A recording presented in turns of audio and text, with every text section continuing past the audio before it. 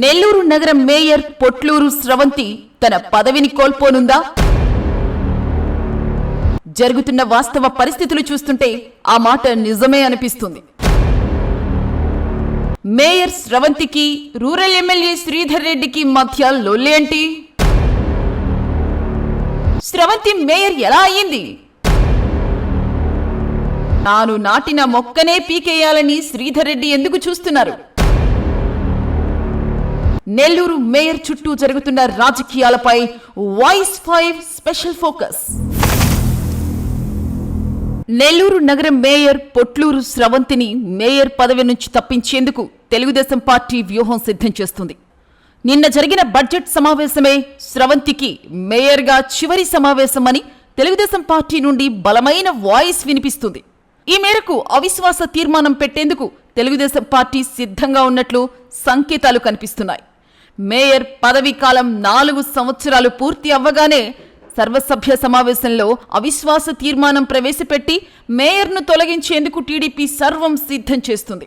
Nellore city, rural ఎమ్మెల్యేలు మరియు ఎంపీతో పాటు అన్ని స్థానాల్లో తెలుగుదేశం పార్టీకి సంబంధించిన నాయకులే గెలవడంతో పాటు కార్పొరేషన్లో పూర్తి స్థాయి బలం తెలుగుదేశం పార్టీకే ఉన్న నేపథ్యంలో అవిశ్వాస తీర్మానం పెట్టి పొట్లూరు స్రవంతిని తొలగించి కొత్త మేయర్ను ఎన్నుకునేందుకు గ్రౌండ్ వర్క్ ప్రిపేర్ అయినట్లు తెలుస్తుంది.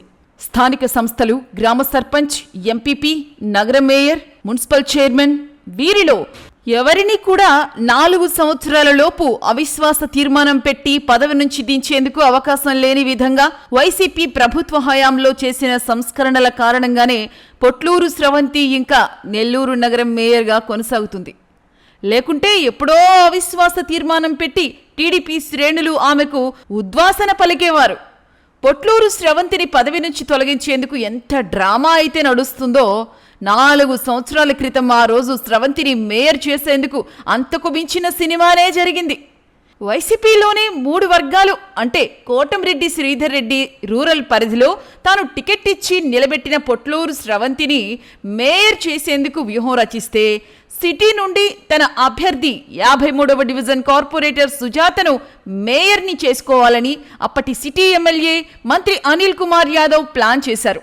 రూరల్లో వైసీపీ ముఖ్య నాయకుడు అయిన ఆనం విజయ్ కుమార్ రెడ్డి సైతం కోటంరెడ్డి శ్రీధర్ రెడ్డి వ్యూహం ఫలించకూడదని అనిల్ కుమార్ యాదవ్తో చేతులు కలిపినట్లు వైసీపీ సీనియర్ నాయకులు చెబుతూ ఉంటారు.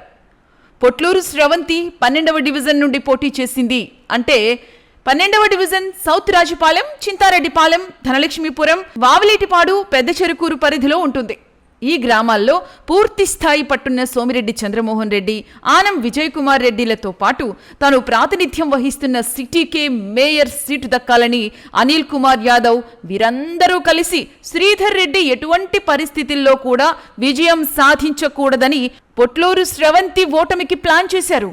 తెలుగుదేశం పార్టీ మరియు జనసేన నుండి కూడా 12వ డివిజన్లో అభ్యర్థులు పోటీ చేశారు. శ్రీధర్ రెడ్డి ఏమి గేమ్ ప్లాన్ చేశాడో గాని తెలుగుదేశం పార్టీ అభ్యర్థి పోటీ నుంచి వైదొలిగింది. దీంతో ప్రధాన పోటీ వైసీపీ అభ్యర్థి పొట్లూరు స్రవంతి మరియు జనసేన అభ్యర్థి దీపిక మధ్య నెలకొంది. జనసేన అభ్యర్థి దీపికను గెలిపించేందుకు తెలుగుదేశం కూడా కలిసి ప్రయత్నం చేసింది. శ్రీధర్ రెడ్డి దెబ్బకు జనసేన అభ్యర్థి దీపికను దాచేశారు. స్రవంతిని ఎలాగైనా ఏకగ్రీవం చేసి గెలిపించాలన్న ఉద్దేశంతో శ్రీధర్ రెడ్డి ప్రత్యేక వ్యూహంతో ఎల్ఎస్ఆర్, శంషుద్దీన్, ప్రియదర్శిని, శ్రీనాథ్ రెడ్డి వంటి వారిని రంగంలోకి దించారు. అయితే దీపికను అప్పటి జనసేన జిల్లా అధ్యక్షుడు మనుక్రాంత్ రెడ్డి ఎక్కడ దాచిపెట్టాడో ఎవ్వరికీ అర్థం కాలేదు.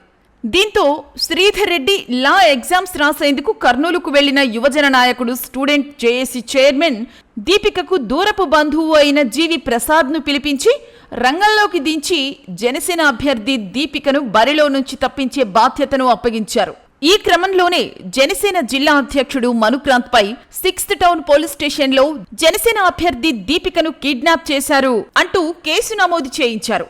విధిలేని పరిస్థితిలో బెంగళూరులో దాచి ఉంచిన దీపికను నెల్లూరు కలెక్టర్ వద్ద హాజరుపరచవలసిన పరిస్థితి ఏర్పడింది.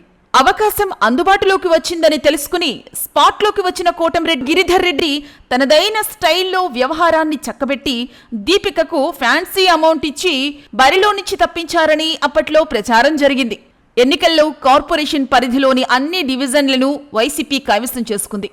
ఈ క్రమంలో 53వ డివిజన్ నుంచి ఎస్టీ ఎరుకల కులానికి చెందిన సుజాత సిటీ నుండి అనిల్కు సంబంధించిన క్యాండిడేట్గా మేయర్ అభ్యర్థిగా బరిలో ఉండగా, రూరల్ నుంచి ఎస్టీ యానాది కులానికి సంబంధించి స్రవంతిని కోటంరెడ్డి మేయర్ అభ్యర్థిగా రంగంలోకి దించారు. ఇక్కడే కోటంరెడ్డి శ్రీధర్ రెడ్డి తన అనుభవాన్ని ఉపయోగించి తానేంటో ప్రూవ్ చేసుకున్నారు.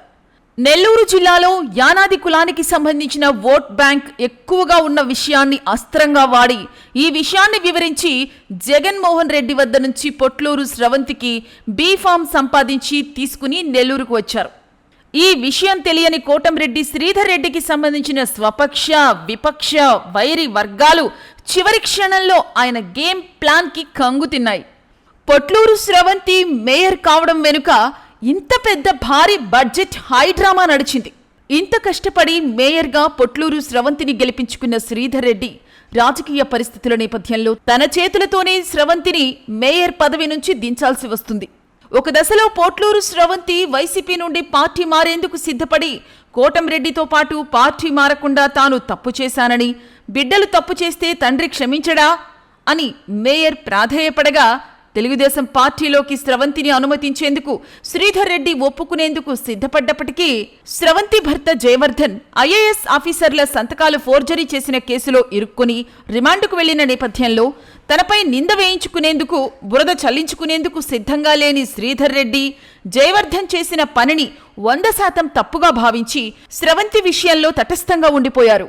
దీంతో శ్రీధర్ రెడ్డి మద్దతు లేక బట్ పరిస్థితులలో మేయర్ పొట్లూరు స్రవంతి అతి త్వరలో అవిశ్వాస తీర్మానం వేటుతో తన పదవిని కోల్పోబోతున్నట్లు స్పష్టంగా అర్థమవుతుంది.